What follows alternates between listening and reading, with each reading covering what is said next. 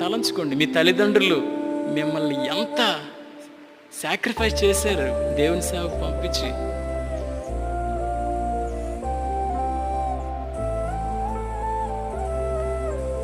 ఎంత సాక్రిఫైస్ చేశారు. మిమ్మల్ని చదివించి చదివించి చదివించి లక్షలు పెట్టి సడన్గా మీరు సేవకి వెళ్తానంటే సేవకు తీసుకొచ్చి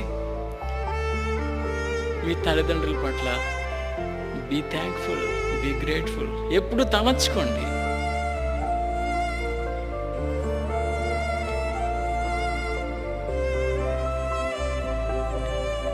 అప్పుడు మీలో కృతజ్ఞత అంటే ఏంటో ఆ స్థితికి మీరు వెళ్ళగలుగుతారు. నేను కూడా ఎప్పుడు తిరుగుతున్నప్పుడు ఏసీటీసీలో 94లో అప్పటికి 2 years క్రితం మా నాన్నగారు చనిపోయిన తర్వాత సేవకి వెళ్తానంటే మా మదర్ నన్ను తీసుకొచ్చి ఇక్కడ జాయిన్ చేశారు అంతే.